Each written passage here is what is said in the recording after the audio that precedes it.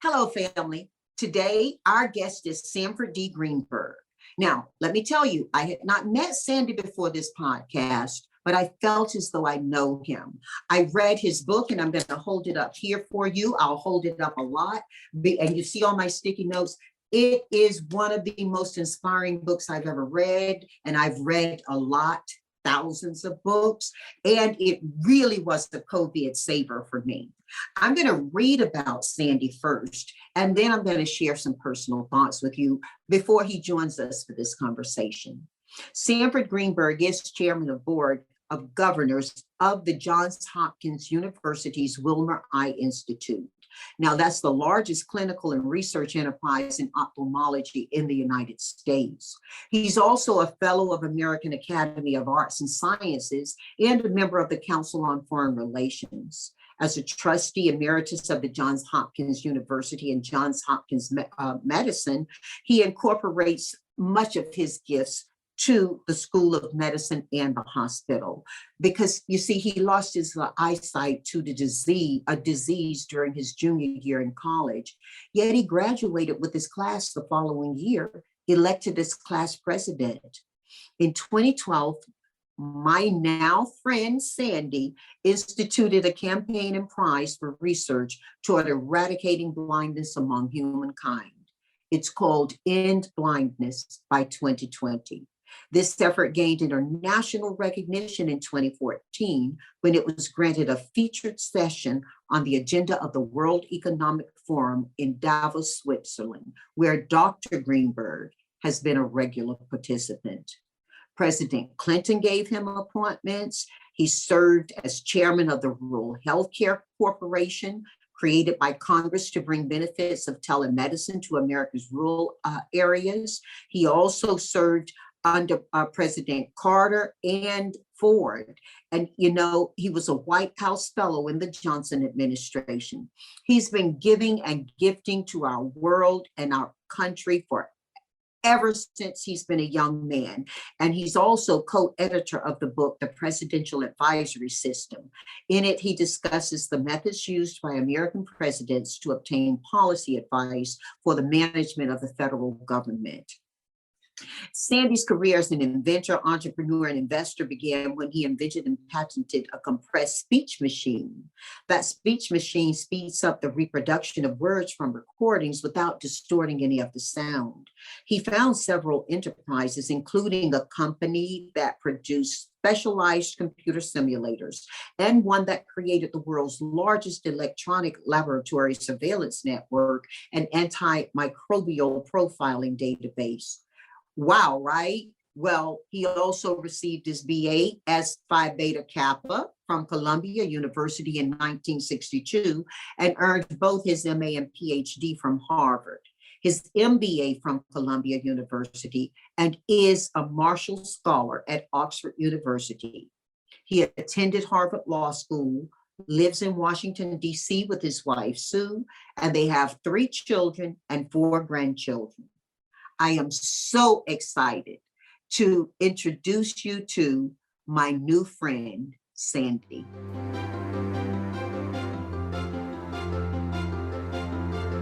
And as promised, we are so honored, family, to have Sanford D. Greenberg here with us. Mr. Greenberg, right now I'm wearing a t-shirt and a sweatshirt, actually, and it has the picture of Ruth Bader Ginsburg on it, and it says women belong in all the places where decisions are made. Ruth Bader Ginsburg also had something else to say. She had it to say about you. And although we are going to be going through your life story as told in this beautiful book, I really wanted to make sure that our audience understood that you have quite a story to share, and they have to get your book.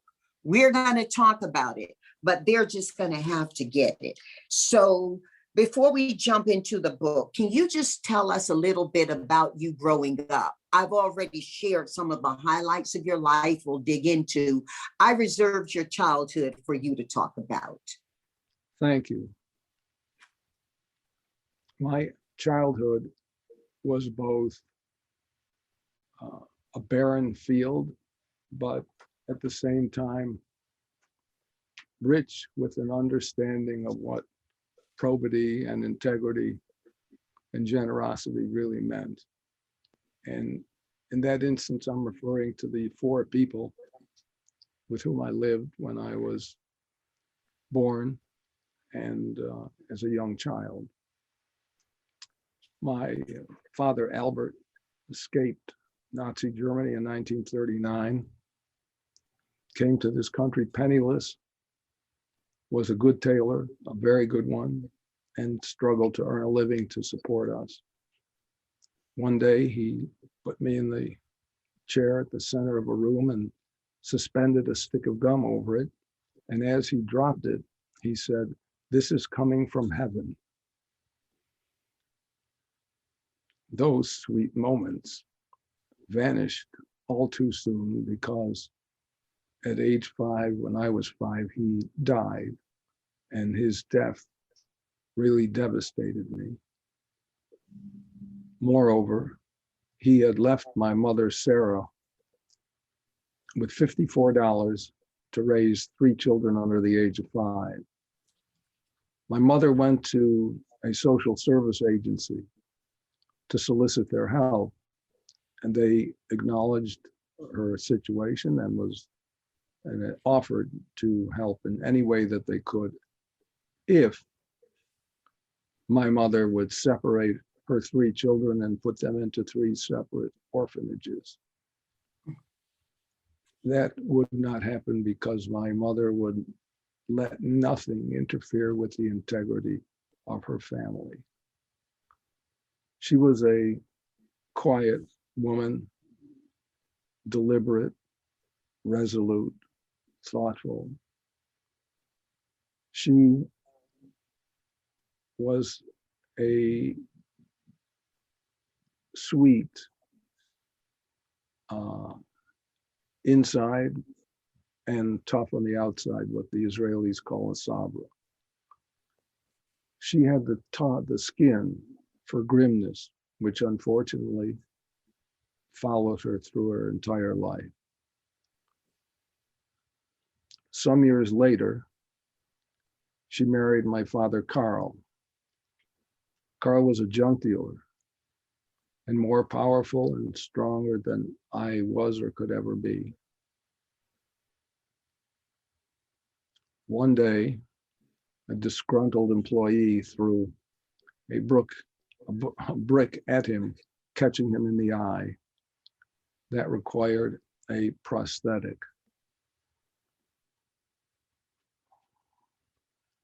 Carl was made of iron because he had to be. And similarly to the story with Carl, my grandmother Pauline was babysitting in Poland at age 8, and a spring from a cradle burst into her eye, and she too required a prosthetic. It was somewhat of an obscene irony given what happened in my life. But she was an amazing woman. You felt as though you weren't worthy of being close to her. You felt anointed when you were able to hug her. You left feeling much stronger and more powerful. Her death took something sacred from me, but also left something sacred too. These 4 mighty pillars in my early years sustained me. And while they had little time to play games with me, I sensed a sense of love that I have never encountered since. And what they taught me had nothing to do with what they said. It had everything to do with what they did. My father, Carl, for example, had come over from Germany in the mid-30s And when the war began, he started trying to bring members of his family from suffering the consequences of the Holocaust.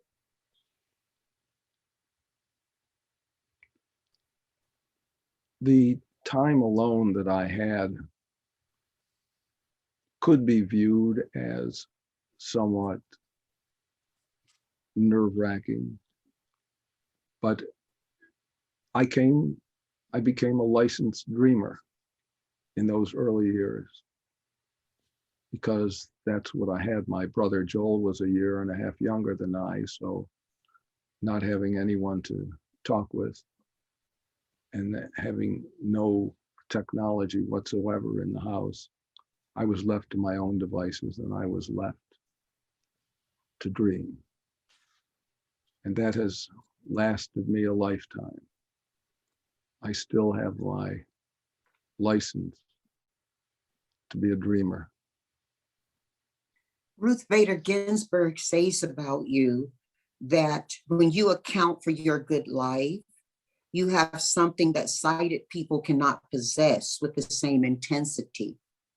Sandy calls it his informed life within the mind, a mind which thoughts proliferate and assemble undisturbed by the constant flow of visual sense images. Tell us about that.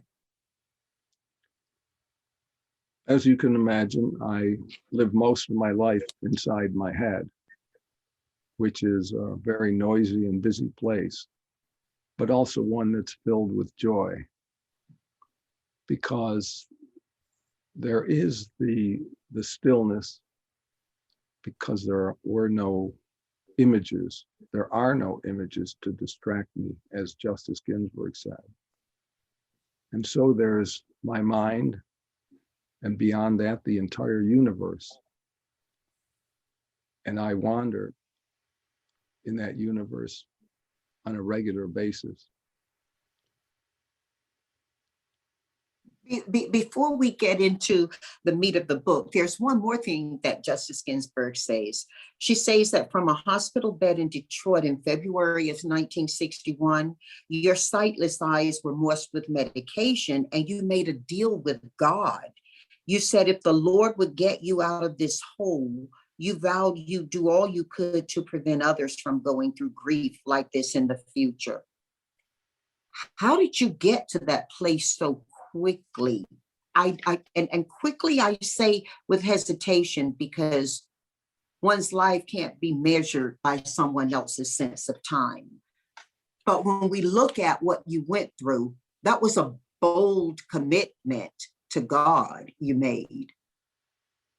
Yes, it did not happen the first day or the second day after I had lost my eyesight, but having plenty of time to think, my mother sitting my bedside.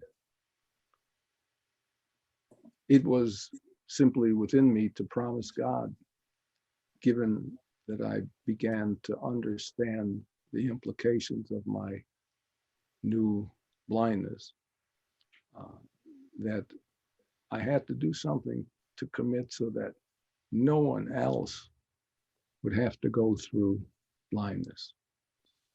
It was an adolescent, naive, perhaps insane promise, but that's what I made to God. And obviously I was in no place to fulfill the promise for many, many years.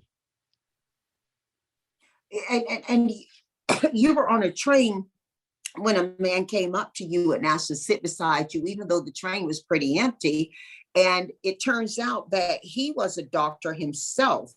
And he began to talk about his practice. And in the conversation with you, he noticed your eyes tearing, and he referred to your eyes as broken. Can you share with us how that impacted you and what that did for you? I mean, certainly they're going to read your book, but they've got to hear your voice to it. Well, having broken eyes, and you're referring particularly to that train ride with which I opened the book, I hadn't yet understood the consequences of the misdiagnosis of my allergic conjunctivitis, so-called. So I was on the precipice of beginning to realize that my eyes were truly broken. Actually, they were simply dead. My sister, Trish, who I talk about a lot in both of my books and publicly, although she's a very private person, she wrote to me. When I read that occurrence for you, I started feeling so much in the beginning of this book. My sister Trish has Crohn's disease, and she sought doctors' care for several years in North Carolina. And I must say, North Carolina medicine has picked up a lot since then. But Trish had the misfortune of being an African-American woman who had an illness, and she went online and started to ask questions. Is it possible I have Crohn's? Finally, in frustration, after asking one doctor more than one time, is it possible she had Crohn's? He told her, you can't, you're not Jewish. And she went misdiagnosed for years. She has had several surgeries. Thankfully, when she came to California, we actually went to a Jewish doctor who told her, in fact, she did have Crohn's, and that the history of our people in this country is one that is married to many people. And Trish, and if you saw Trish, you would understand that she is not a dark-skinned, very curly-haired African-American woman, anything to the contrary. So the diagnosis, I think, was made rather crudely.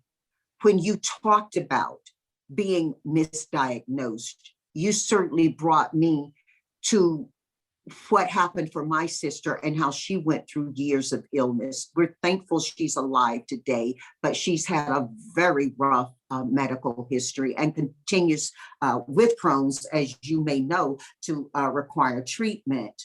But there's so many people being misdiagnosed just medically, not even talking about the greater social conversation here. Your writing this book is reaching out to a lot of people and sharing the importance of medicine in our lives and diagnosis in our lives. Have you been bitter since then, since those early days about misdiagnosis? I would say that, I'd say two things. It was certainly an option, but I chose not to go down that path.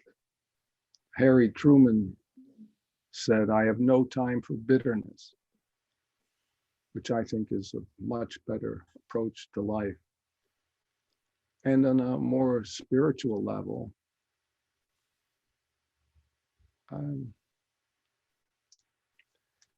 if you become bitter or angry or petty or jealous, I believe that you lose your divinity.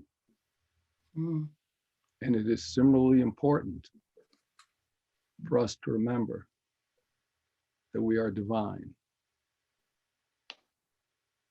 When you talk about learning that in 1934, your family had moved from Poland to Cologne, Germany, thinking it would be a place of enlightenment, they continued that journey on to the United States via Paris.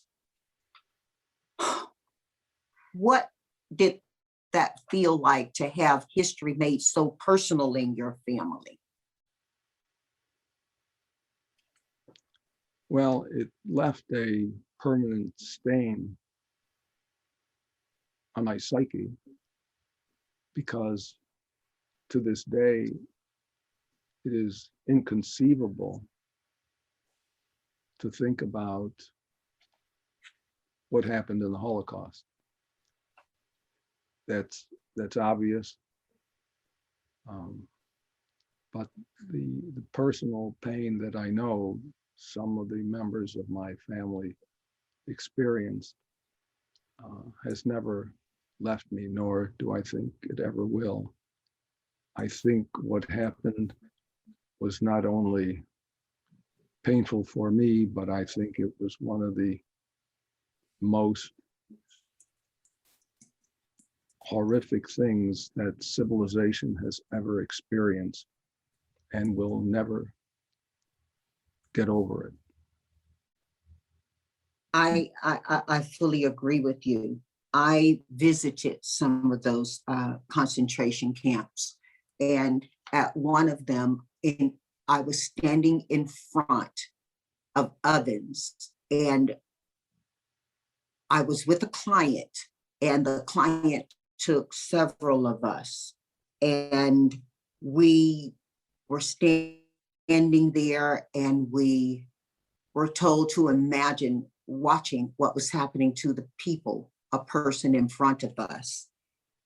My own experience in my life has not been the easiest journey, but reading your book really helped me to appreciate that. And I lived early in California on Venice Beach. Are you familiar with Venice Beach? Yes. Well, if I drive down Venice Boulevard from Venice Beach, there is an old Helms bakery. And back when I would go there, it had not yet been renovated to the state it is now. And over the door, it had engraved, "Those who forget their history are doomed to repeat it." I think that, as in my case, when I talk about slavery or I talk about civil rights, very often I can see people's faces go uncomfortable.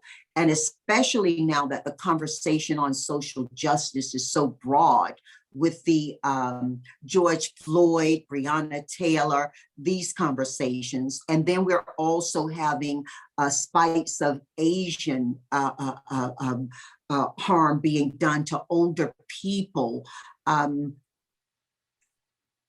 How can what you've experienced and what you teach in this book be made better, broader by those of us who want to push that message forward on these are very unnecessary, these being very unnecessary acts of humans against other humans? We've not learned that yet. We've done things that would seem incredible. You speak about us being divine. We've done things that are incredible as humans, and we're still, I think, we're still not there on things of humanity. How is that? Do you know? I wish I could say something that had a semblance of wisdom about it, but I honestly cannot. I think it has been with humanity from its outset. There are people who are simply evil, and the righteous among the Earth's population has to stand up and deal with it and fight it constantly. It's what President Kennedy said, if eternal vigilance is the price of liberty, the price of decency, the price of being a real human being. Being a human being is extremely difficult. In a sense, God has it easy. Try being a human being. It's very difficult. And unfortunately, over the millennia, we have seen people succumb to their darker sides. We're wrestling today in this country with that issue, precisely that issue. And I personally believe that the good people will triumph, but it will not be without a sustained and deep struggle. Wow. Wow. History does repeat itself. We don't learn from history, do we? We get informed, but we don't learn. Also, Yeah, your 1958 yearbook talked about the achievements this Jewish boy had made coming from a family that we just described, growing up in a family heritage that we just described. And I'm going to read part of what it says here. It says that your 1958 yearbook at Bennett High School in Buffalo, New York, described as thus: President of the senior class, President of the Student Council, President of the Buffalo Inner High School Student Council, Representative of the Empire Boys State, Associate Editor of the School Yearbook, Chief Consul of the Senior Class, Member of the Bennett High School Hall of Fame, Member of the Legion of Honor, Key Club, French Honorary Society, Cross Country Team, Track Team, my son was cross country and track, and Prom King. Wow.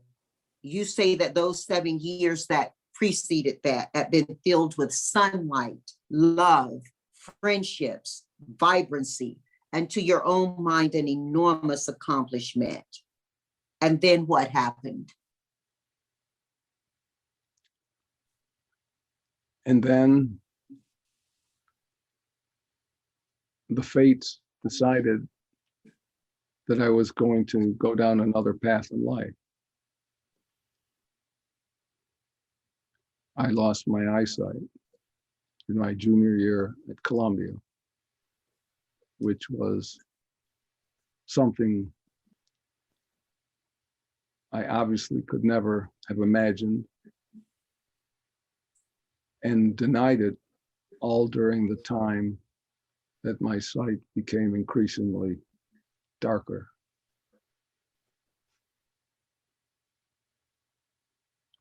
So whereas I felt I was on a path toward achieving my goals, which were going to be in public service,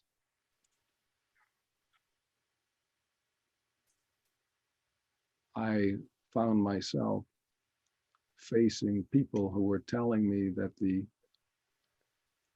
2 or 3 options I had were making screwdrivers or caning chairs, or perhaps, if I was really fortunate, becoming a justice of the peace. Well, I am so grateful that you became who you are. You talk about all your learning not coming from the classroom, though, in your book. And family, you're going to hear me say this over and over. You've got to get this book. Hands down, this is the best book I've read during the time closed up in COVID. And most of my family know that I am, Mr. Greenberg, a voracious reader. Sandy is fine. Oh, wow. Oh, okay. Thank you. I'm going to enjoy that. I'm going to enjoy that point of relationship. Thank you. I don't feel I've earned it, but I will enjoy it as a gift. Sandy, I'm a voracious reader. Forbes, I think they counted several thousands of books in my home, and my daughter just made an offer that was accepted on a house 3 minutes walk from me, which is a blessing to me. And the first thing she said she wanted to take was some of my books. And this is a child an adult child who I would give anything in the world to. And I paused a bit and said, which ones? And she went, Mom, really? But, I love them. I write in them. And in your book, you talk about so many things that touch me, but I believe teach all. One of the things that you gave me a smile with is when you said, and you referred to it as your shadow education. And I teach a lot of people about shadow mentoring. So, just the wording got me. But then you go on to talk about and the white bucks that kids were wearing. And I'm thinking back then, Pat Boone, right? Yeah, you But got it. It but gave me away. yes, yes, it did. You give a lot away. I'm grateful to you. But you do talk about not just that regulation uniform for the Ivy Leaguers. You talk about a friend walking with you and a friend asking you when you were walking back from a class to stop and look at a certain patch of grass. And I thought, wow, I was inspired. I wanted to write a poem entitled A Certain Patch of Grass. You teach so much in that. I will not do that. I would feel it was plagiarism of the idea and the lesson, but it certainly was poetic to me. Tell our family about that certain patch of grass. Well, I met this young man dressed as you have described him during my freshman orientation week in college. And for reasons of chemistry, I believe, we connected pretty close to the time we met. And we attended a number of classes together. And one day, he and I were walking out of our humanities class, and he called me over and he said, Sanford, I want you to look at this patch of grass. I want you to look at it seriously, implying, of course, that it was simply a measly patch of grass.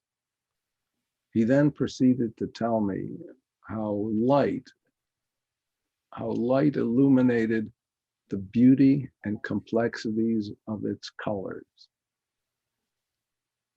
And I was breathless because all of my other friends were talking about politics, homework, dating, sports.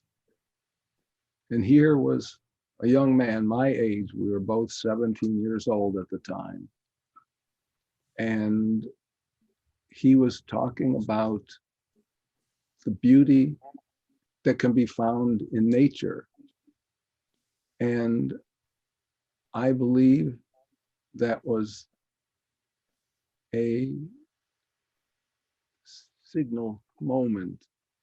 And I also believe that it was more than just about nature. I think it was how we actually can experience life. And it changed my way of looking at the world.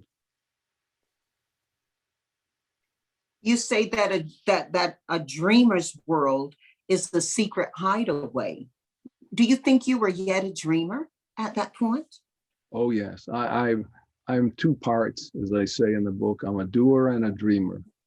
I've been a dreamer my entire life, and I became a doer after I got my education.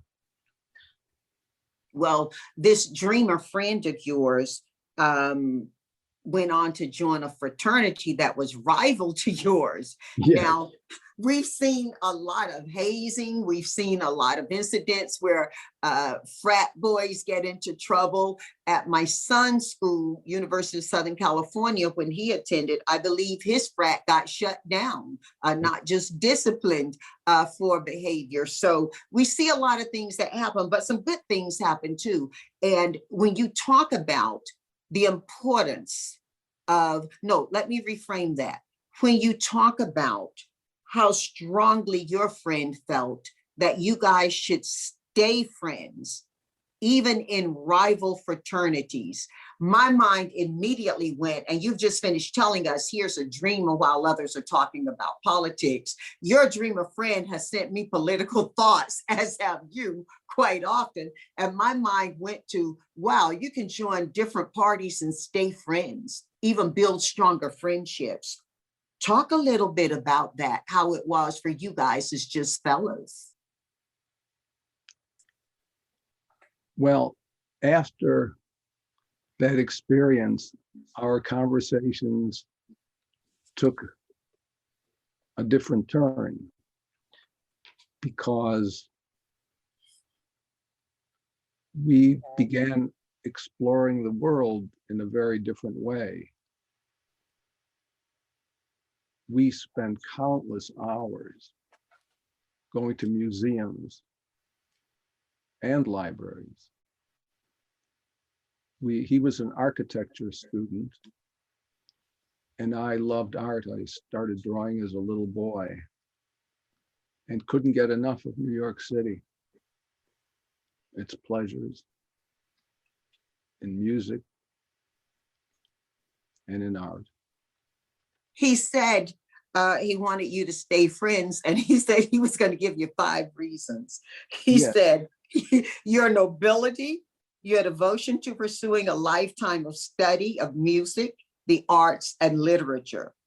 And he talked about how you're going to find beauty in all corners of life, and your ability to do that was a passion he shared with you.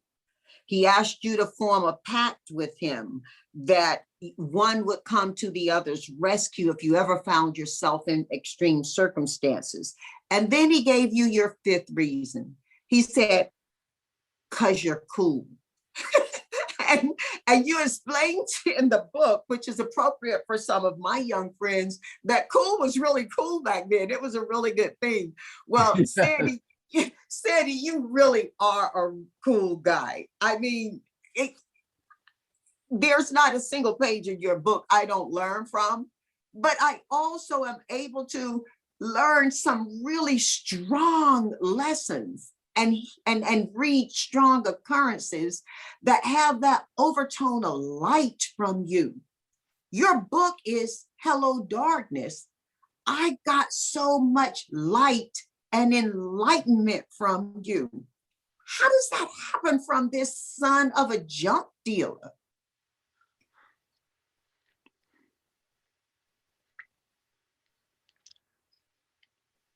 I don't know. I just know that the gift of life is sacred. And in fact, one of the reasons I wrote that book is because I believe that each of us, if we accept the gift of life, then we are obligated to account for it. And I believe further that one ought to make the accounting in writing because that forces precision. Wow.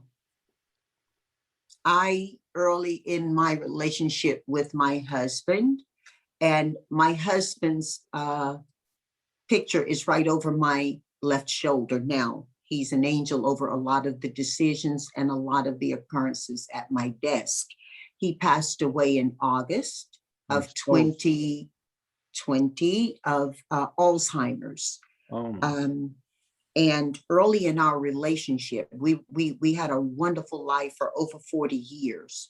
Early in our relationship, he asked me if I would write affirmations as a new immigrant to California from North Carolina, which is really funny because later our children would ask, when are they going back to America when they go down deep south? It felt so different from their experiences.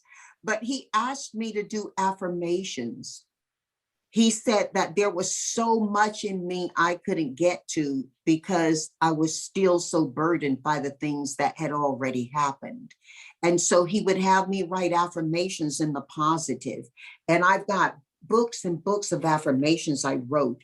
I mean, what you're telling me, as well as what I've read from you, is helping me to understand, to unpack and organize my own life. And I thought I was a pretty cool chick before I picked up your book. You say something I think that's really cool, and it's just incidental in your book, but I highlighted it. You said fall in South Harlem, and that's the location of Columbia, though it's seldom mentioned by real estate brokers or the university's recruitment corps, is usually still warm and humid.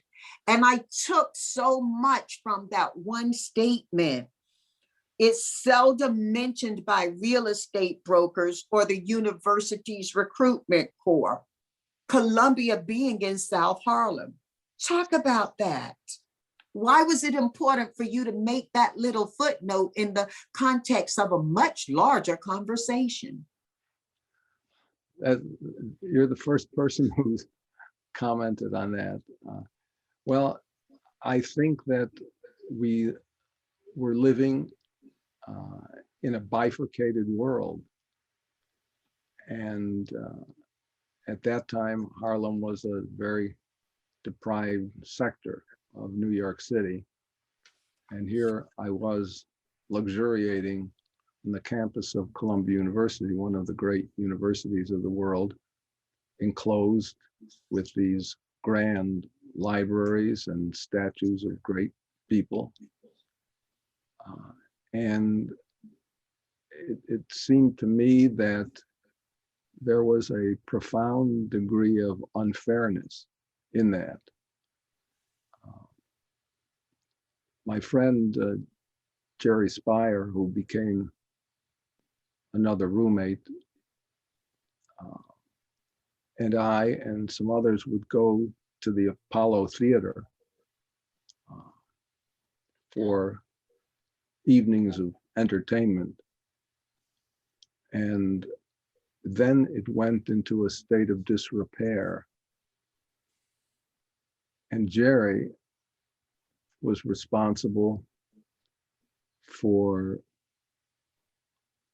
bringing it back to life some years ago. And I remember the opening night when it reopened, and the star of the show was Cab Calloway. And it was just a spectacular evening. And it highlighted the fact that there is as much beauty and life in Harlem as there was on Morningside Heights. And so I was very conscious of the distinction between the neighborhoods. And so I didn't think anybody would ever pick that up, but you did. And that my words stand behind what I was saying in that one sentence. It's incredible. And it's incredible, you know, every coin has four sides. And it's incredible, particularly when you consider the currency that you engaged of what people today call white privilege, to go into that community and be a part of it instead of study in that community and be apart from it. We see the same thing at many of our universities. I serve on the Women's Leadership Board housed in the Kennedy School of Government at Harvard.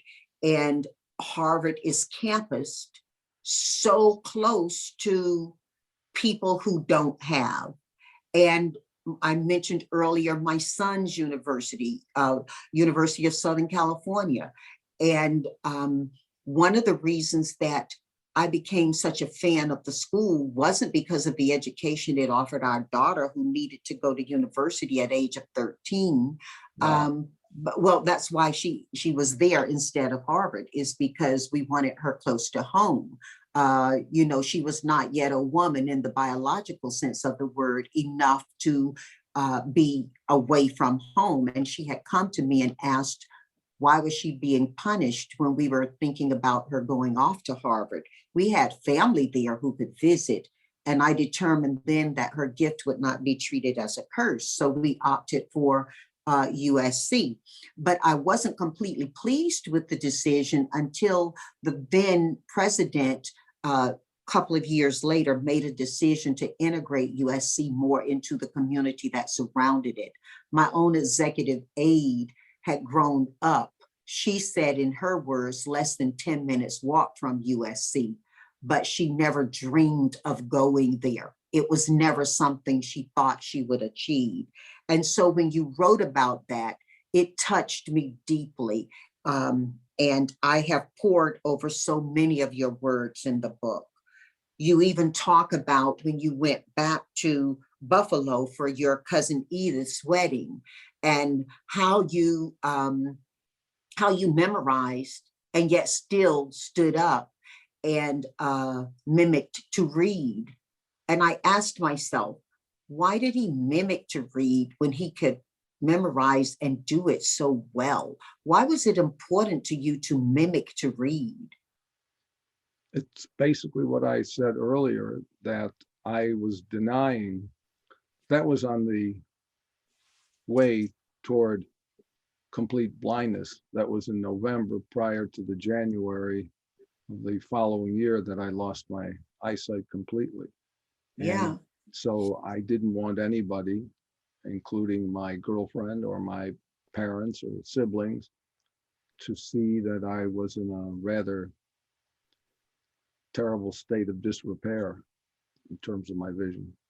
And even your professor didn't want to believe it when you were seated doing an exam, and you told him, you got up after frustratingly not being able to complete your responses, and told him you were having an issue, and he simply sent you to, was it the dean's office? He said, Yes, yeah. yes, it was. Yeah. That was awesome. Go ahead, please tell us what happened. Well, my college roommate, who I referred to showing me the patch of grass, a young man named Art Garfunkel, at the time was a little skeptical about what was really happening. I think that was just a surface emotion, but he took me to the gymnasium for my final exam of the end of my first semester of my junior year. And he sat me down in the middle of the room with my blue book, and I put my coat on the back of my chair, and I squinted and somehow was able to get the essence of the essay questions. And I sat down with my blue ballpoint pen and ignored the blue lines in the examination booklet and just wrote feverishly for about an hour. And finally, I wanted to see what time it was. And so I looked down at my watch and I saw absolutely nothing. Mm.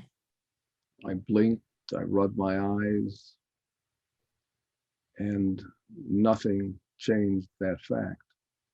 And it took me a couple of minutes of being stunned by that fact.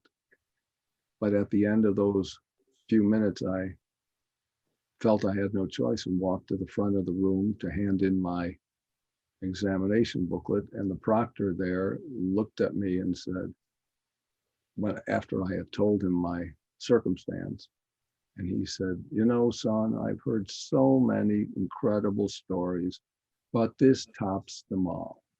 You understand, don't you, that you're going to be graded on what you're handing me?" And I listened and I said, I'd like to excuse myself. I need to go see my doctor.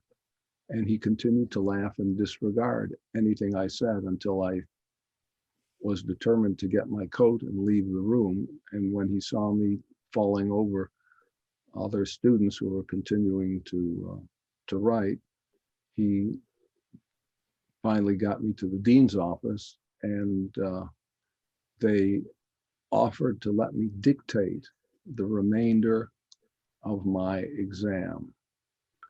And I demurred. I said, "Please, I'd like to go back to my room and pack and go home to Buffalo to see my doctor." And after a bit of a tussle, he agreed to let me go back and had somebody take me back to the room, where I hastily packed up all my books. Of course, that was silly, but I didn't know the future. Mm-hmm.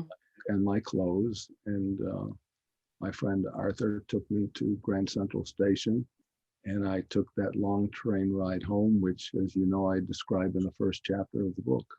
Mhm. Yes, you do.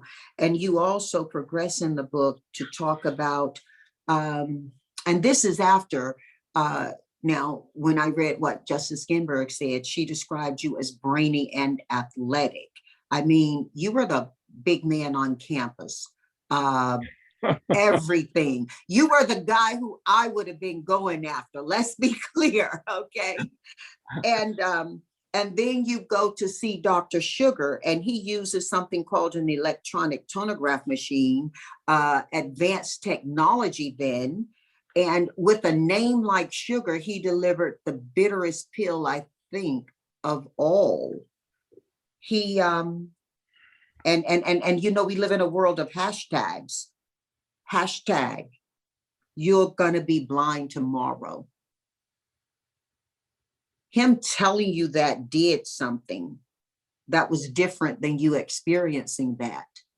And I think there's a lesson in there, and I don't want to be assumptive that what it meant to me is what you intended us to know. But you get a doctor named Sugar giving you a really bitter pill to swallow. And the difference in hearing it than experiencing it. You said you got enraged and clenched your fist. What happened then? Recognizing that my mother was sitting by my side, I suppose that my life just was drained out of me. I sat there holding my stomach, which was in severe pain, and unable to comprehend what he had just said because I didn't want to believe what he just said. And he kept talking and talking, and I didn't hear a word he said, except when he told me that we have to operate tomorrow on both eyes. He doesn't like to operate on both ordinarily, but my situation is so severe that he had to. And then he just walked out of the room, and I was left there sitting silently next to my mother, who of course I couldn't see. And I could only imagine what she was going through. But that only lasted a moment because I was then adrift. And I'm not sure that I was living for several moments thereafter. I did everything I could to get back to the hotel that my mother and I were staying in. And after that, it was a very rapid ride downward. You said that when he announced to you that he was going to perform something called, you'd have something performed on you called a bilateral trephination. He spoke really loud. He as though you were deaf. Right. And he hadn't been doing that. And then I infer from the book, when he's talking to you now and he's determined you are a blind person and you're going to have a surgery, this very sophisticated surgery, he needed to say it louder. You wouldn't get it. Get it. That has lasted my entire life. My wife and I had to go see a dentist when we were on vacation once, and we walked into his office and he simply wouldn't talk to me because I was blind. And so he had the entire conversation with my wife. And this happens not infrequently. There are so many injustices that people give, and I have witnessed them in a way that I think encourages my championship for better circumstances. My girlfriend, Lorraine Arvis's family, were ABC family. And her mom did a lot of work through their foundation for cerebral palsy. Do you remember Jerry Lewis Telethon? I sure do. And her mom was behind a lot of that. And she went to DC to fight so that we would have what are now evolved ADA regulations, regulations that support that. We have ramps on sidewalks, and we have accommodating bathrooms in hotels. She said her family could afford to stay in any hotel they wanted, but Howard Johnson, I believe, was the only one that would allow them to take her handicapped, quote unquote, daughter, a sister, into a restaurant because they felt it made others uncomfortable. Oh my God. And so, you know, this is a dear friend of mine. And when I witness these things, and then I couple them with the experiences I have simply because the handicap of my skin color, yeah, I'm very motivated when I read a book like yours, where you are living a life that defies the impression one would have of us as circumstances change, or even if we're born with certain circumstances that might not fit inside of how we've established normal to be. And that's the big point I think I'm being a bit Southern in making, that I get from your book. It really resonates with me because, and later in the book, you talk about not wanting the cane, you know, not wanting the dog. We're not there yet in the book, but it just really made my heart pound when you did that, when you talked about that, because for some that is a choice. And I don't think you deny them that choice, but you chose not to allow how we've defined normal to impact how you live normal. And that was a big clarion cry for me. I got to tell you, I was going to say, Mr. Greenberg, you've given me Sandy. I got to tell you, Sandy, that was beautiful for me to see how you have stood up.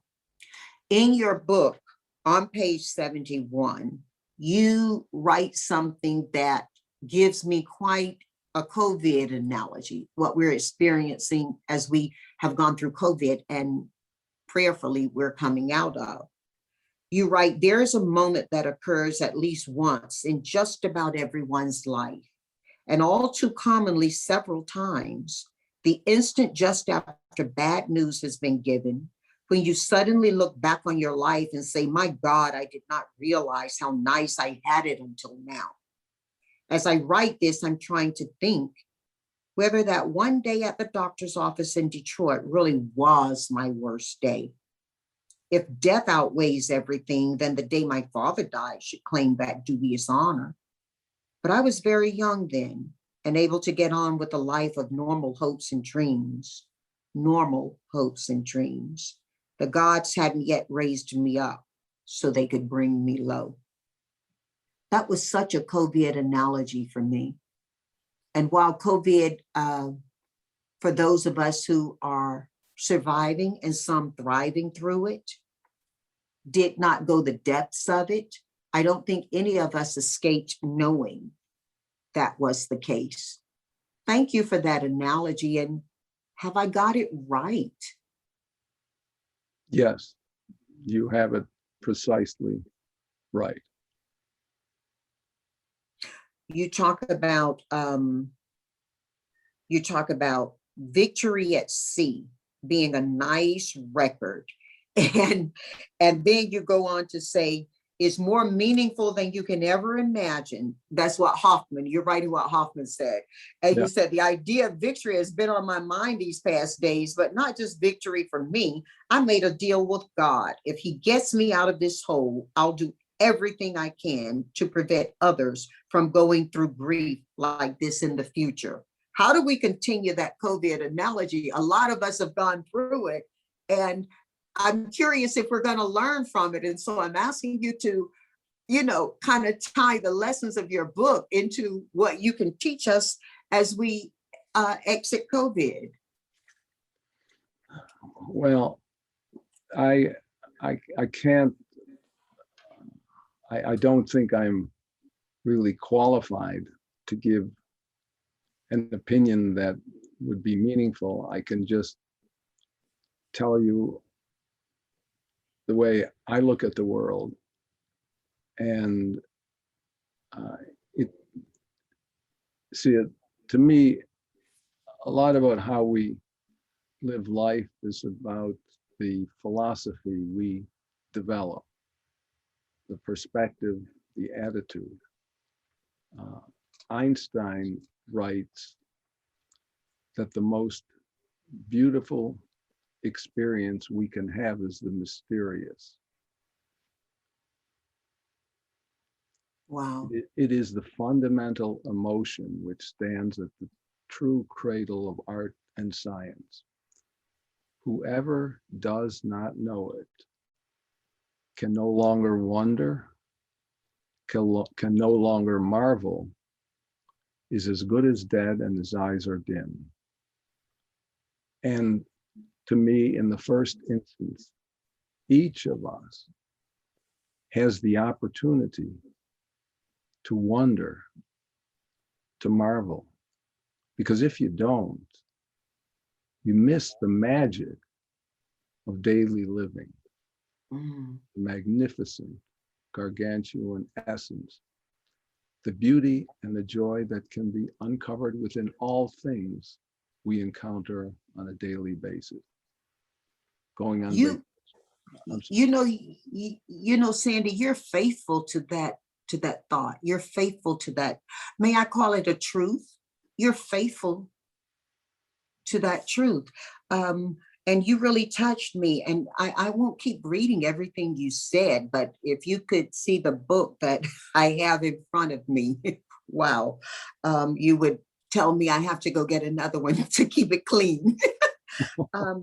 But you write on page 81, Britain was boosting its arms budget. Castro hoped to reestablish friendly relationships with the United States, provided we stop arming his enemies.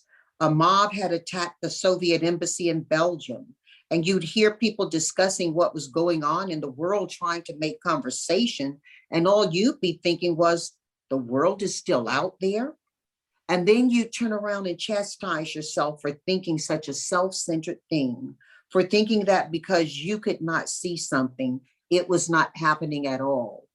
And I got to tell you, I'm not going to analogize everything you wrote, but I've had so many of my white friends tell me they didn't know what was going on for Black people and police because they hadn't seen it. And I thought, wow, here is a person whose sight is gone and whose vision is stronger than ever. And you coming back to yourself and chastising yourself. What does that do for your character enhancement? It says a lot about your character. What does it do for your character enhancement? And how can other people learn from that, regardless of what their state of blindness is? I think that, and I'm guilty of this as well, I think we're all too self-centered. William Lichtenberg wrote a book called The Perils of Prosperity many, many decades ago. And I think materialism has led in some corners to people just wanting more and more and more for themselves, for me, and not thinking about the other person.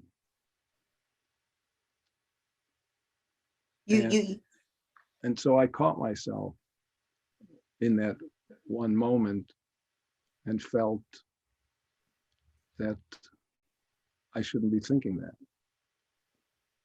Well, that's powerful, because my daughter Kay and I were talking the other day about something very similar to that. I mentioned to you she's just bought a house, and well, she's just made an offer that was accepted. And we were talking about it because she said, I want the comfort of that little piece of land. And I don't know if you know the song, The Folks Who Live on the Hill, but I played that song for her, you know. And she said, I just want that little piece that's decent and safe and green. I can see the sky. And all the realtors wanted to show her were really big and lavish homes. And I don't dismiss those for people who want that. We don't know where their points of need are, that's important. But I felt such a pride in her for wanting that. And she was the one who reminded me of this from your book. By the way, did I mention we shared this book in my home? So thank you. But she said, when you talked about knowing that you had talent and determination, and that the gifts of those, plus the support of your family, asking yourself, could it be enough? You said your family had a tradition of a nagging uneasiness about good fortune. And while it was subtle, they were always a little bit uncertain and thought that good fortune might be illusory. And that was important to her because, you know, she has a friend who's going through some of those nagging thoughts while things are looking up for them. They're a little bit scared to be happy because happy may not last. They're a little bit more influenced by the rough road, and they're young, Sandy, the rough road they've had till now, that they're a little uncomfortable that things could be getting better for them. But you asked yourself if your life's purpose was simply to serve as a reminder that bad things could happen during that time. What is the answer you got? Well, it's a longer, I have too long an answer, so I'll try and truncate it. From my perspective, and I can certainly understand your daughter's perspective, Jewish history has been filled with significant amount of suffering, and we are always wary of such good fortune because we are aware, based upon our experiences, that it could easily disappear. So the struggle I have, and I can't speak for anyone else, is to separate out those concerns with focusing in on precisely the moment that things are going very well and enjoying them. I think that's such a compliment to God, to learn to enjoy in the moment. And it's a confidence in life that's coupled without fearing the future. Stuff's gonna happen. But your book is just resonant with how you have been able to not let stuff get in the way of essence. And I'm so grateful you shared this. Your friend Arthur thought it was his job to convince you to go back to school. Yes. You said he sang you something, and gosh, I wish I had been able to hear it. I won't try to sing it, but I'll read what he sang to you. Oh, Sanford, Sanford, Sanford, I made you out of clay, and now you're dry and ready. So Sanford, we must play. Okay, Sandy, you know you got to talk about that. In the Jewish religion, the holiday of Hanukkah is populated by a variety of joyous songs, one of which revolves around a small metallic instrument that's hard to describe. It's called a dreidel. Dreidel, yes. And you spin it around, and where it lands, depending on what Hebrew letter you get, will determine what your good fortune is. And so the dreidel song is oh, dreidel, dreidel, dreidel. Mhm. and and he changed it to, oh, Sanford, Sanford, Sanford. Yes. And this is his particular, what I call crooked humor, and it it it definitely has broke the tension in that walk. But he's been doing that, and I've been doing it with him for 60 years now, and it's been wonderful. It's really one of the most delightful things of life, because while we take things very seriously, we also know that there are moments of lightness and humor in the human condition, and we sometimes poke fun at it. Yeah, my people, my community, and my family, we've learned to laugh in spite of things, not because of them, in spite of them. And I remember being a child and hearing my mother and father, when they would teach us, they saved so hard to get us encyclopedia.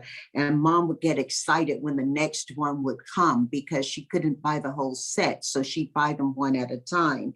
And there was a Jewish man named Mr. Brogdon who would drive through our community. Mind you, Sandy, I couldn't go downtown and try on stuff when I was a little girl. You couldn't try on shoes and things. And so this man saw indignity in that. So he brought the store to us, and we could try on things. But he also facilitated mom getting the encyclopedia. And we just loved it so much when we would get the books. And I remember mom saying, everything you want to know about life is not in an encyclopedia. And they would teach us things. And one of the things that stands out for me that she and daddy taught us was that, when we sing, because my mom would sing all the time, beautiful, beautiful voice. And she'd sing through work. If something was bad or somebody got a boo-boo, she'd sing to them. That was her medicine. And she said, when slaves would sing on plantations, very rarely were they singing for joy. Those were songs of hope. They were message songs, but they were also medicine songs. And you'd sing your way through when you couldn't see your way. Well, Arthur did that with you again, and it another emotional moment for me in your book. I thought of my husband was when he said to you abruptly he wanted you to recite, "Oh, to be in England now that April's there." And whoever, do you remember writing that? It blew me away. Yeah, that was a Browning poem that yes, he quoted in order to tell me how beautiful my hometown of Buffalo was, comparing it yes. to England. Yes, I had to laugh, Sandy, because my husband used to recite that all the time. My husband is from England, from Yorkshire. Is that right? Yes. And I read that and I wrote in the book, Bernie, Bernie, Bernie. That is fantastic story. Yes, yes, yes.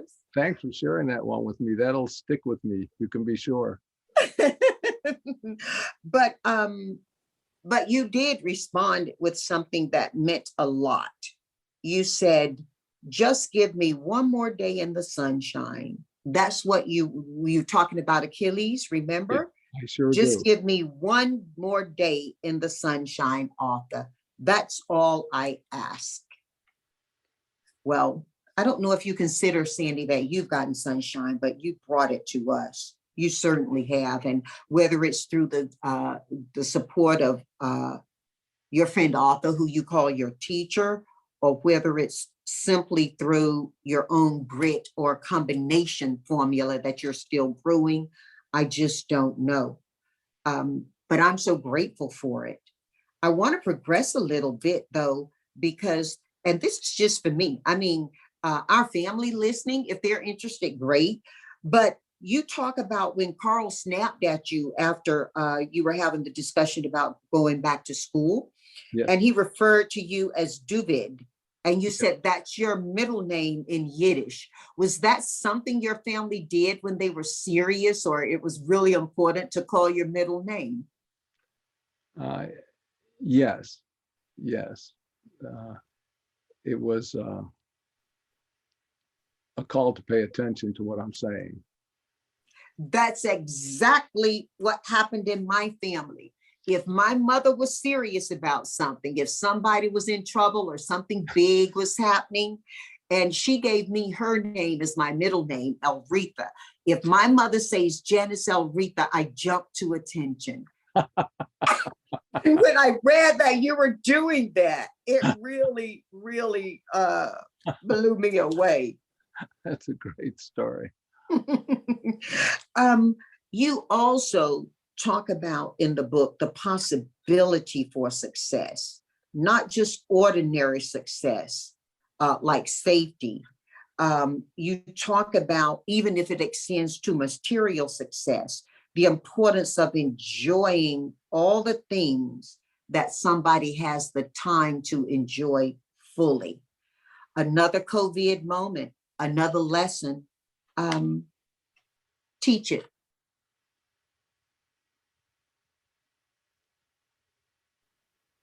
Enjoying, the importance of enjoying fully everything you can in the moment.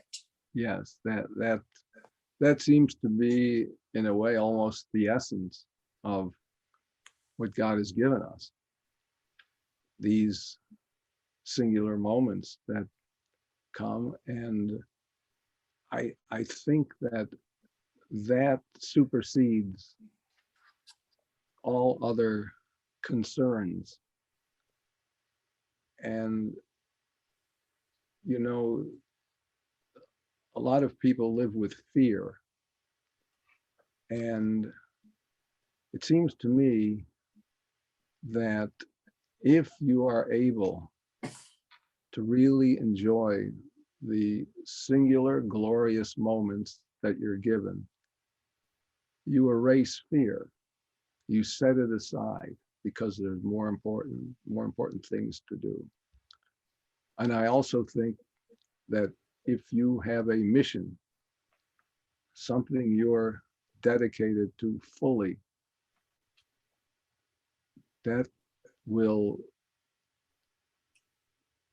also set aside fear. And that's one of the big emotions we all face. And once I got through the subway odyssey, which Arthur arranged for me, I say in the book that all fear vanished. And by that, I mean that I was so busy surviving and dreaming and trying to fulfill those dreams that fear had nothing to do with that. I had no time to pay attention to fear. I treated it with the disdain it deserves. Wow. You know, my daughter said after we shared the story of the subway odyssey, she said, Mom, you know, it would be really great. I don't know that schools own the responsibility to do it, but it would be really great if families, when their children are growing up, would teach them around the importance of embracing the darkness, not fearing it. She said she believes that it would not just build strength of character, but it would build strength of purpose. And she said something so simple as sharing the darkness with your children. She said, how many times do you think parents turn out the lights and then walk out and leave the child alone? And the only way the child finds light is to crawl through the darkness back to mommy or daddy's bed. She said she thinks that there must be some way for us to teach people not to fear dark. She thinks it's universal that people fear the dark. I know that when I met my husband, he shared that a friend of his had worked with Ray Charles, and how Ray Charles had learned to live in the darkness at a very young life, and the work he did to create light from that darkness. You really put a lot for my daughter and me in this book. I can hardly wait for my son to share it with us.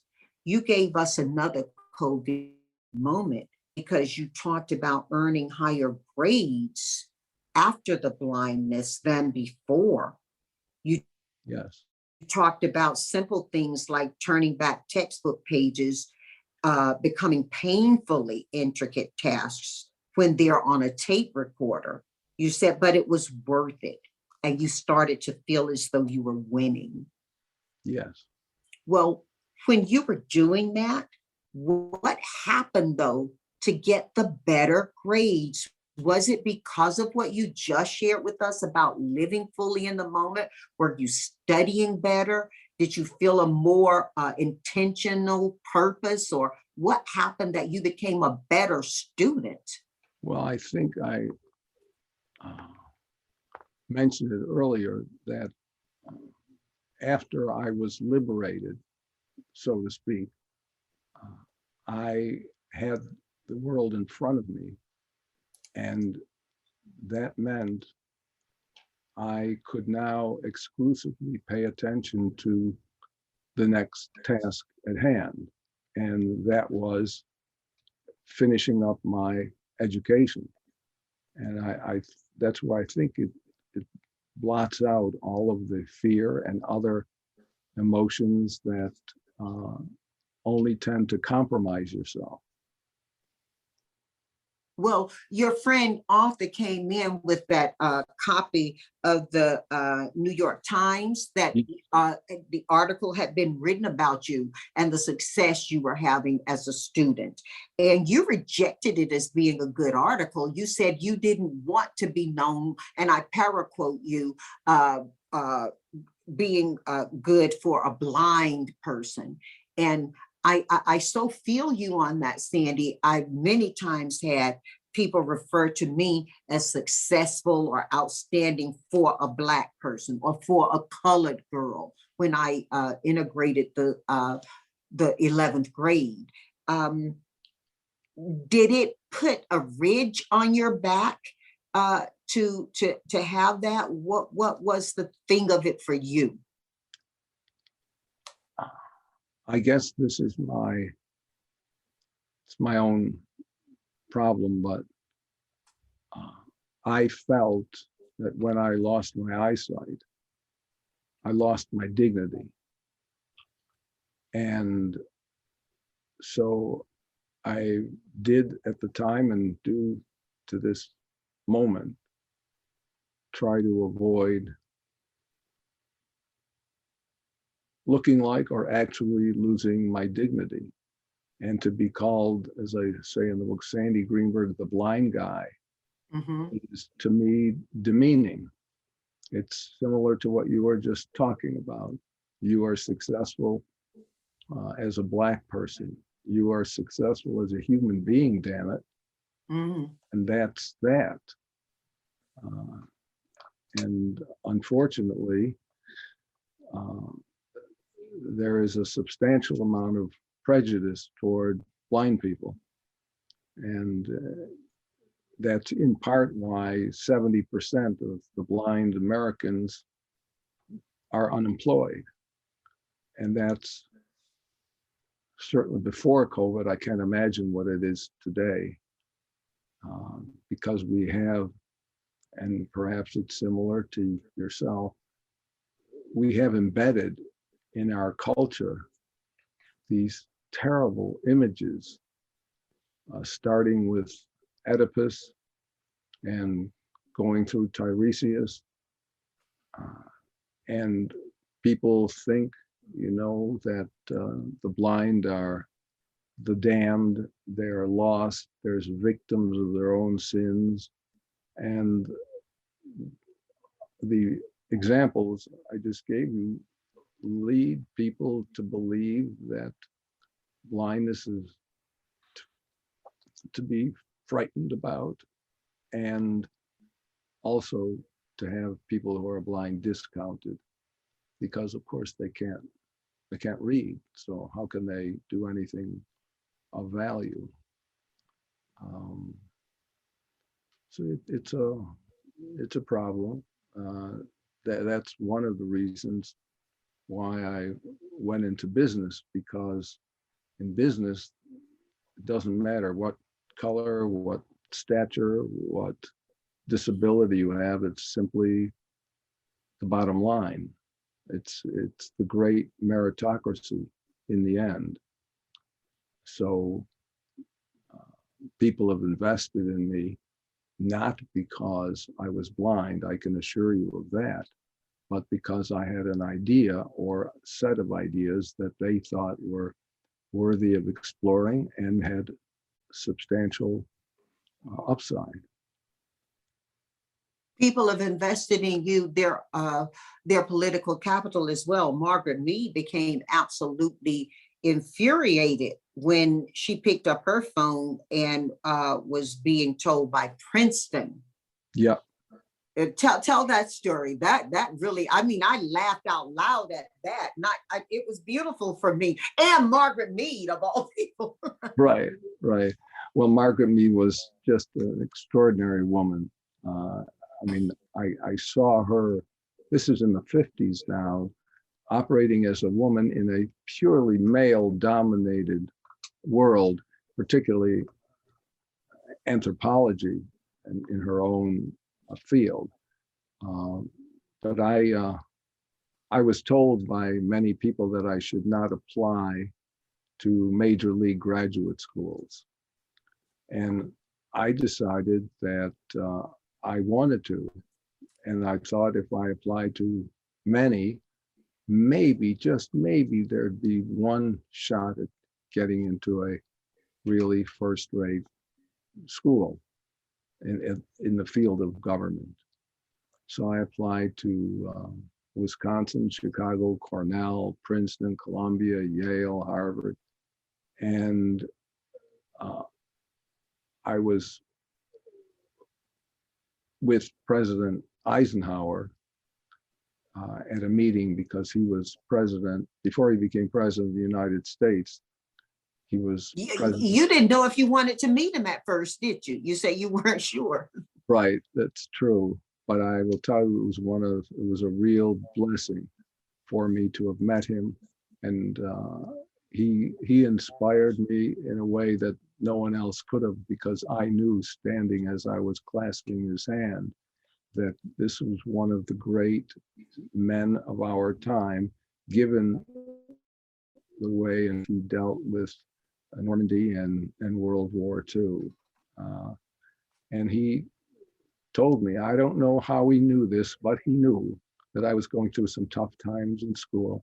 And his bottom line, he said, I went through languishing for 17 years, and many of my colleagues laughed at me because I was still stuck in the military while they were going out to business and making a lot of money.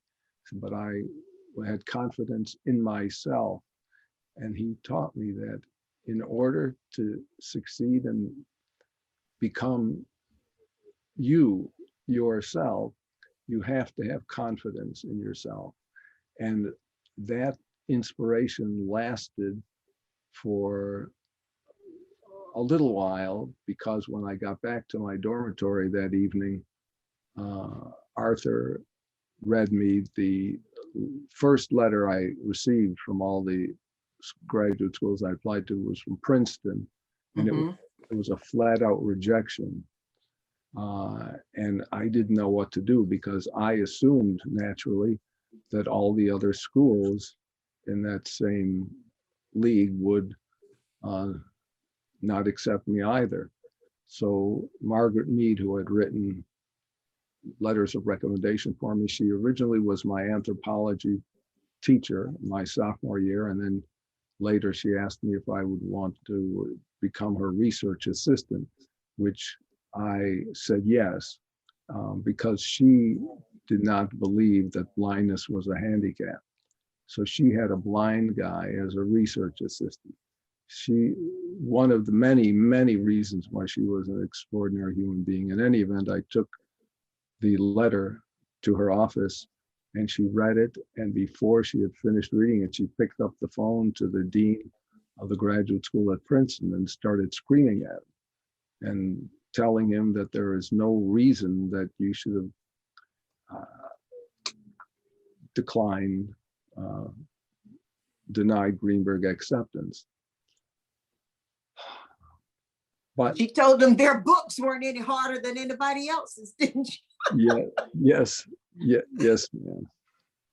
Oh Yes, my goodness. And then Professor Cantor encouraged you to go on and become a Rhodes Scholar, yes? yeah, a Marshall Scholar. Yeah, Yeah, you became the Marshall Scholar. Yeah. Right. No, the Professor Cantor was an extraordinary friend. He taught me British constitutional history, and he would always say to me, I met him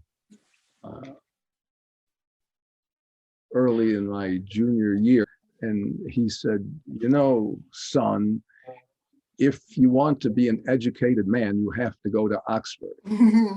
and I thought that was quite an elite and obnoxious sentence. But I kept that to myself, and we continued to talk over that period of time. He originally wanted me to apply for a Rhodes Scholarship because he himself had been a Rhodes Scholar.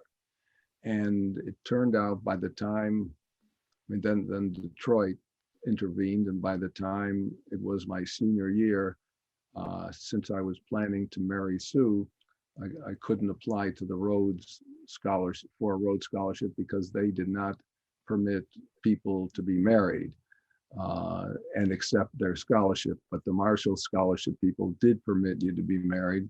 And I, at first, told him I'm not going to do it. I couldn't, because he was talking to me my senior year.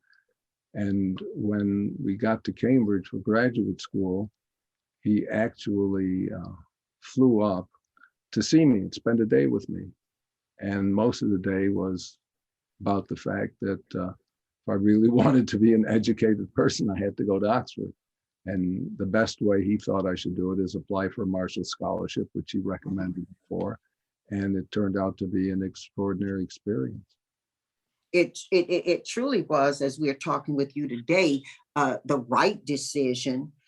You talk about the urgency and the momentum with which, the aggression with which work habits form. And you liken the work habits for blind people can sometimes be built from that concern about security. And you said you made an analogy to people growing up during the Great Depression and stockpiling things. Yeah.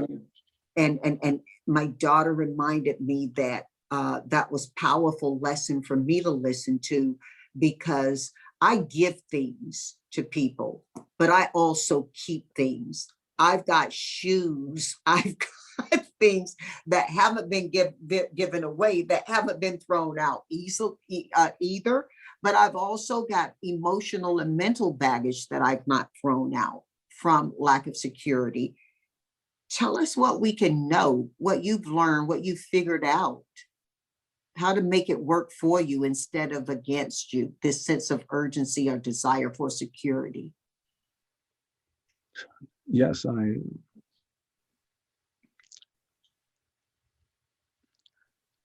I guess in a sentence, I would say, because there's no easy answer to what you're asking, or at least I can't think of a cogent one that would be helpful. Mm-hmm.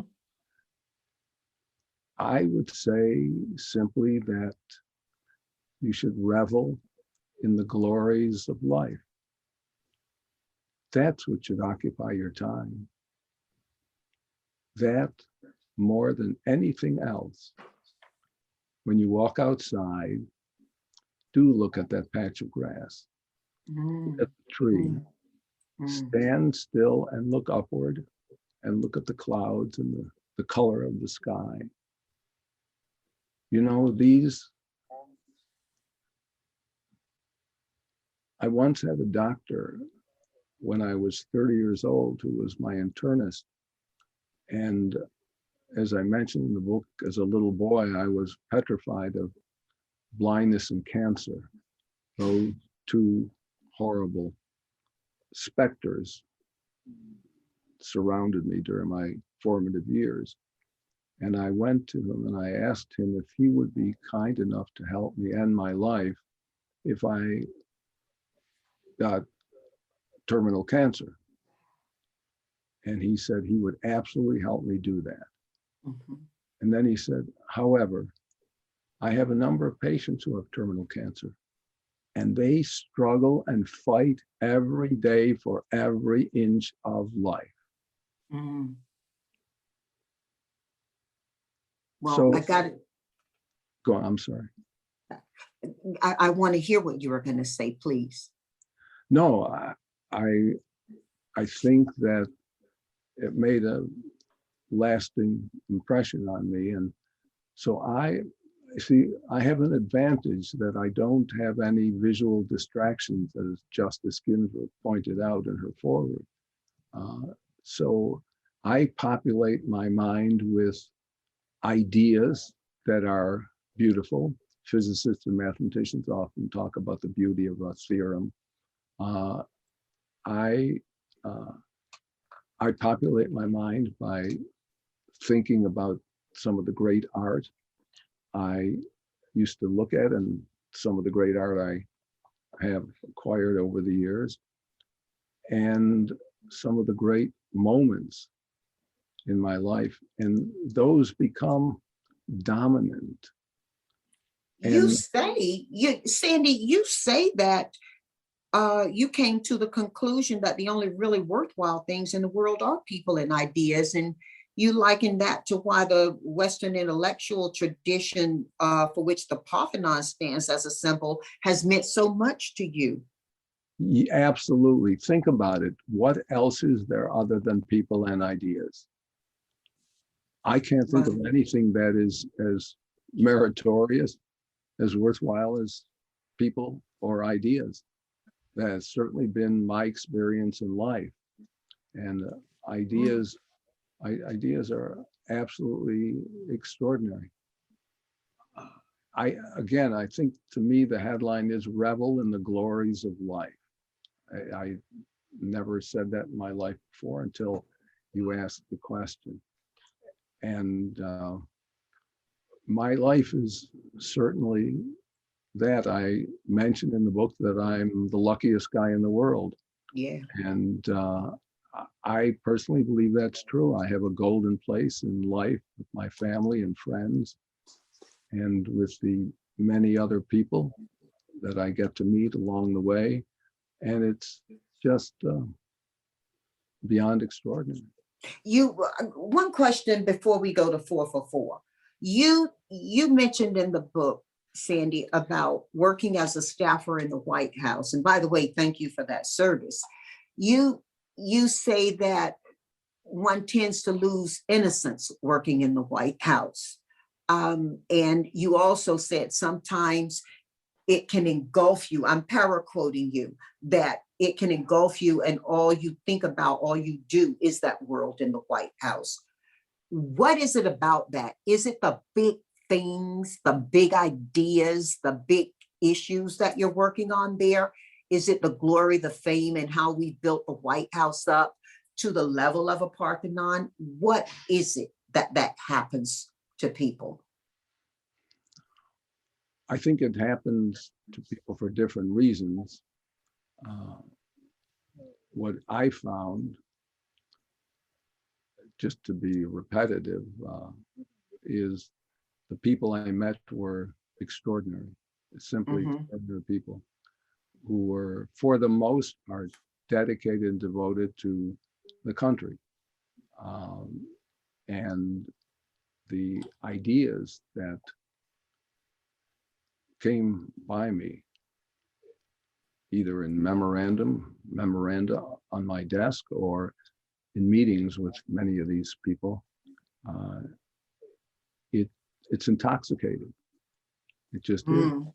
Because it's a hard journey to get there, isn't it? It sure is. But that's where all the major decisions are made that affect our lives. And I was working for a man, President Lyndon Johnson, who it is true he bobbled the war. I'm fully aware of that. And you were a Kennedy guy, you said, working for Johnson. I'm sorry, what was your question? You say you were a Kennedy guy working for Johnson. Yes, it's true. I was President Kennedy had so inspired me to go into public service. And then I met him briefly, but I also knew his two brothers, Bobby and Teddy, pretty well. And as you know, there was no love lost between Bobby Kennedy and President Johnson. So there was another man named Fred Harris, who was a senator from Oklahoma, a spectacular man. And it was written about him in the Times that he was the only person in town that could have breakfast with Hubert Humphrey, lunch with Lyndon Johnson, and dinner with Bobby Kennedy.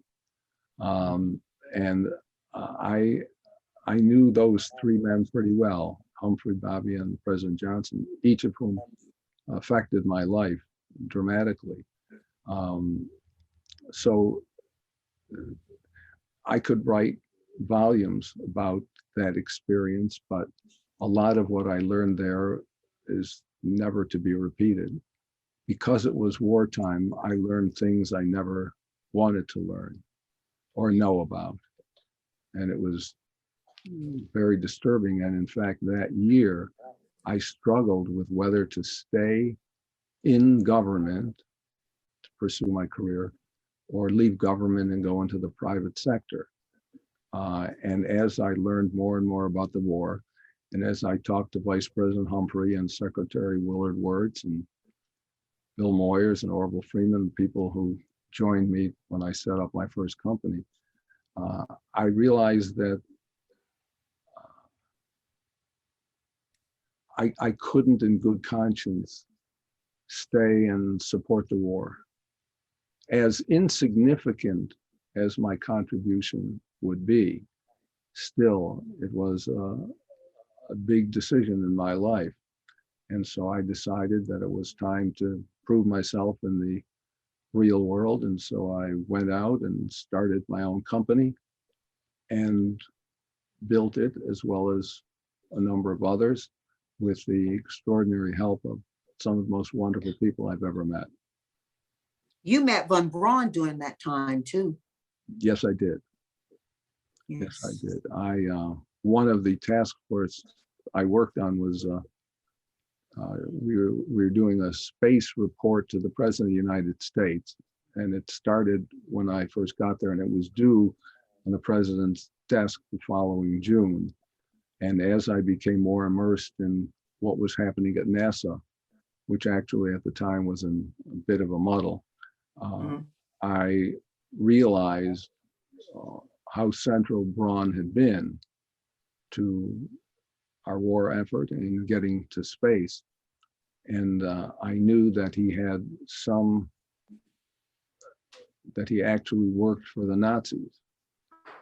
And as I said to you, having been covered by stories about the Holocaust, I wanted to meet him to see if I could understand what caused Germany and Hitler, whom he knew, what was it that drove them to the insanity they pursued. Of course, as you might imagine, and as I mentioned in the book, not a word about that was ever spoken between von Braun and me. We talked about science and technology, the space program, vertical takeoff and landing aircraft, and everything but that, which was disappointing. But well, we're going to go to 4 for 4. Before we do, you've got to share with people, and thank you for answering my questions today. There's so many more I have, but you've got to be able to tell us about End Blindness. I introduced it to our family in the introduction of you, but no one can speak it as well as you. Well, it was a promise I made to God. It's as simple as that. During the 60s, when I left the hospital, I had to try and figure out how I was going to recover and build a life for my wife and me, and subsequently our children. And as I looked around the world, the scientific world, which I had fortunately good access to, the progress in terms of ending blindness was nowhere near in sight. It took decades, and until the beginning of this century did I feel that there was an opportunity to do something as audacious as ending the scourge itself. And by 2012, Sue and I decided that this was the time to pose a challenge to the most brilliant minds of our generation and say, we want to give $3 million to the person or persons who contributes most to ending blindness by the year 2020. And we had a awards ceremony on December 14th of this year, which originally was supposed to be held in the Supreme Court because of Justice Ginsburg, but unfortunately her untimely passing prevented that. And so we did it, we streamed it around the world, and if you want to listen to it, it'll give you better history, www.endblindness2020.com. It's not a commercial. There's nothing commercial about it. It's simply furthering our interests. And now Johns Hopkins approached us, and they are in the process of creating something called the Sanford and Susan Greenberg Center to End Blindness, which will be the only facility in the world devoted solely to ending blindness for everyone forevermore. And we are putting the website up as well with this podcast for this very valuable humane work. And we also are excited to join in the effort in our own small way. Shall we go to 4 for 4? Sandy, you told me you're my...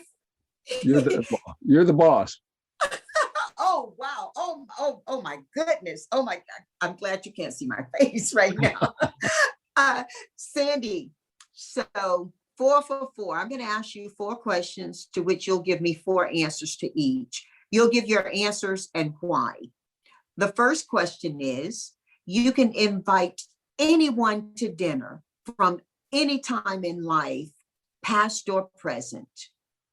Who are you going to invite to your table and why? 4 people. Well, first, you might have guessed that I would invite Justice Ruth Bader Ginsburg to dinner. Fortunately, in real life, she's been to our home for dinner many, many times. And most important is that during the high holy days, they're right before Yom Kippur arrives, the night before we have a dinner for a few friends, including Justice Ginsburg. And after the dinner, we go to temple together, and sitting between Sue and me is Justice Ginsburg, and we pray there together for 2 or 3 hours. And sitting next to her for those hours, praying together, is simply something that has been an irreplaceable memory. So I would love to revisit with her everything that's happened since her demise. Well, you're making me really proud of my shirt, which I'm lifting up now for all our family to see. I'm wearing a sweatshirt, as I mentioned to you, and it says, "Women belong in all places where decisions are being made." Ruth Bader Ginsburg, and it has her face on it. And I wore it in homage to you because she's someone you valued enough to write a forward to your book. But while you've given special meaning to it, thank you. And that she's a prayerful woman. I speak of her in the present because I think her spirit deserves that respect. That's very kind and thoughtful. Thank you. And who are the other three who are coming to dinner? Winston Churchill, because in my opinion, he saved Western democracy. And if there was ever a person we needed in this country today, it's Winston Churchill. My husband was a Winston Churchill fan. Terrific. I'm glad to join him in being such. There are two other people, correct? Yes. Well, one of them is William Shakespeare, who was able to write. He wrote as though he were writing the sentences of gods. I can't express it any other way, because it always seemed to me to be impossible to write the way he did. Mm. He did. I want to ask him this question. He wrote 155 love sonnets, and I want to know why he stopped. Mm. Why didn't he do 156? Mm-hmm. All right. But I'd also like to understand how he looked at the world and how he was able to encapsulate it in such glowing and powerful words. So I have one more. I'm sorry. Yeah, who's last at dinner? Or should I say next? Next. Yeah. No, I would say Kamala Harris, who has intrigued me for many, many years, followed her work in the Senate, and then her elevation to the vice presidency, which is a stunningly wonderful, historic move. And I would like to hear from her directly what her vision is for the future of the United States. Not just a press release, but really what is it you think we ought to accomplish as a nation, and how do you see your role in accomplishing that? Well, Sandy, you are a keenly smart and humane business person. You're also a bit of a soft old liberal, so. No, that may be so. If I am, I wear it proudly. Oh, I love you. I love you. So we're going to go 2 for 4. 4 books, understanding who our family is, primarily 25 to 45 years of age. 4 books you think they must read in their lifetime, and why. And look, I don't allow you to mention the one I'm holding up now, Hello Darkness, My Old Friend. Well, because I've already encouraged that. Guys, you got to read it. So what are the 4 you're going to recommend? I suppose the first and most important one is a very short book. It's called Our Town by Thornton Wilder. Everybody knows about it. Has probably read it in high school or college or some other time. But to me and to my friend Arthur, we were sitting on top a concrete lion at Columbia University, the symbol of the university, and we in our sophomore year, and we read it to each other. And it is, in our judgment, a real manual for living. And anyone who reads the entire book, because it starts out slowly, if that person doesn't come away with a deep and profound appreciation for life then that would be very sad. Mm. And you ought to read it every 10 years. It takes takes on a different meaning each decade. Second book that I would recommend would be Marcel Proust's Remembrance of Things Past. Unsurpassed writing, brilliant insights, descriptions, for example, of a simple flower that goes on for 3 or 4 pages, and you sit there and listen, as I do, and are breathless after reading the descriptions. If you want to talk about real description of beauty, Proust is your person. The third book is Margaret Atwood's Handmaid's Tale. Mm. I have to acknowledge the fact that she is a friend of mine, and despite that, she made the list. She was so prescient in her view of the world when she wrote Handmaid's Tale that it has taken on a life of its own in multiple spaces in our space continuum. And I know her to be a woman of enormous stature and probity and decency. Mm. So it would be a great honor were she to accept my offer. Mm. The final book,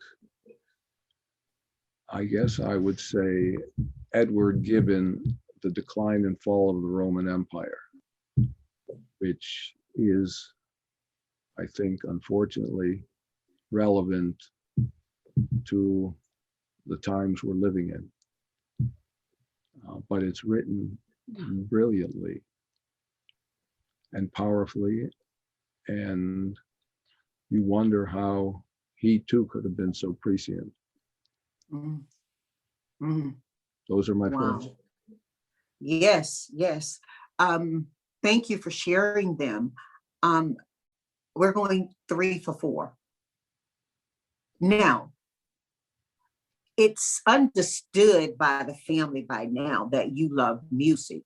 If you're this young white guy running over to Harlem to the Apollo Theater and hanging out with one of the greatest, is it safe to say one of the greatest musicians of our lifetime? You bet. Then, well, what are you listening to? What 4 artists or music pieces are you listening to, and why?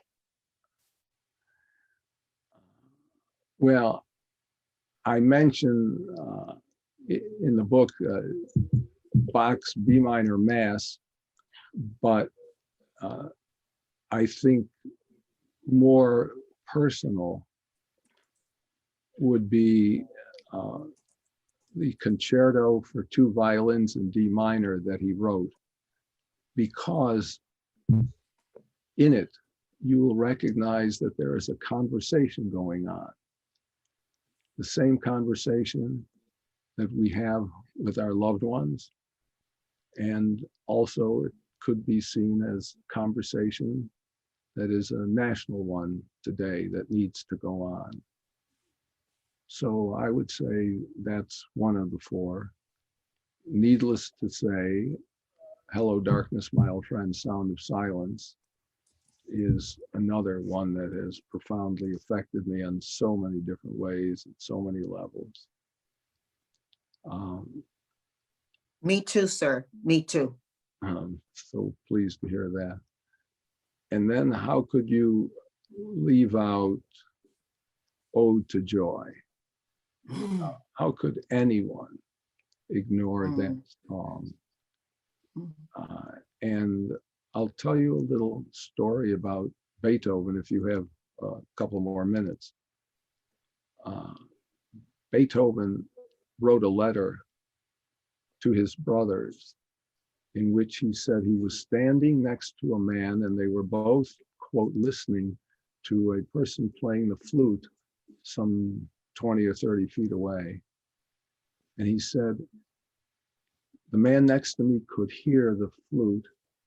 I heard nothing. And I felt if there were another incident like that, I would take my life. And then he said, but I knew that I had much to give forth to the world in the nature of my art. And quote, and so I endured this wretched life, truly wretched. This from a man who wrote Ode to Joy. Wow. And that's sort of a lesson that answers one of your earlier questions. Your life will undoubtedly be filled with difficulties if you're human. Hopefully your life does not become wretched. But despite that, you can still bring music to the world, your own music. I know you are a Jewish man, but you got me shouting like you a Baptist preacher. Oh, Sandy. Okay, 4 for 4. Let's do it. 4 pieces of advice, which you led into just now. 4 pieces of advice you think are best and critical for our family to have right now. And please, Sandy, let us know if the advice is of your own or if it was some shared with you, because we believe in passing it on and paying it forward. Let you know what? If it's your own advice or if it's advice that was shared with you by someone else. I see. Well, 4 pieces of advice. The first, to me, is the most obvious, which is to try and appreciate the inestimable value of your family and your friends. Sounds simple, but also your role models and your mentors. That's a great deal of your university. And if you pay attention, you will derive more than you have already, because we assume a lot of things about our family and friends and our mentors and role models. Secondly, I would say, well, let me tell you about a friend of mine, since you've asked me to give advice that someone else gave me. Jack Kemp was a great quarterback for the Buffalo Bills many years ago. He then became member of Congress and secretary of HUD. I met him. Did you? On the campaign trail, yes. Did you really? How fabulous. Yes, I did. He was a wonderful man, and he also had the additional virtue of being from Buffalo. Yes. Since that's the case, I stopped him one day and I said, Jack, what's your secret of success? And he didn't know what to say at first. He thought about it and said, throw deep. And that has stuck with me all of these years. Another way of saying dream big, because those are the dreams worthwhile pursuing and getting bloodied for. The third piece of advice is to try and understand that a tragic event does not necessarily mean that there will be a tragic outcome. Wow. Whew. Wow. And finally, if a blind kid from Buffalo, a junk dealer's son, can do it, anyone can. Mm. Well, again, thank you for allowing me to call you Sandy. Hello Darkness is a song that I have loved so much, and it's tops for a lot of people. That you inspired it is now no longer a secret to many people. Your book, which I'm holding up now with all my notes and sticky notes on it, Hello Darkness, My Old Friend, it's even deeper. I think I love it more than the song. And I thank you for the poetry of it as you wrote it. I thank you for allowing me to call you Sandy, because good sir, you have really touched my life. And I must say, in a very positive way. My own darkness around losing my husband has been helped. And I thank you so much. Now, I intentionally didn't lean in the way so many interviews have, and so much that's written about you has around your friendship. I haven't even called the last name of your friend, because I think he would agree with me that this conversation is about you, that you seeded the idea of bringing darkness to light. And I pray this is not the last time we have conversation. Thank you so much from my heart to your home, Mr. Sanford D. Greenberg, who you've given me the great gift of calling Sandy. Don't you say a good name is worth rubies? You've allowed me to call you by your first. You have truly gifted me. And I know my family is excited from what you've shared with us today. Thank you. Thank you. I cannot actually thank you enough for your graciousness and your kind words. Thank you. Guys, you got to get this book. It's changing my life, and I know it's going to be a positive change for you. You will not put it down. Thank you, Sandy. Thank you, Janice.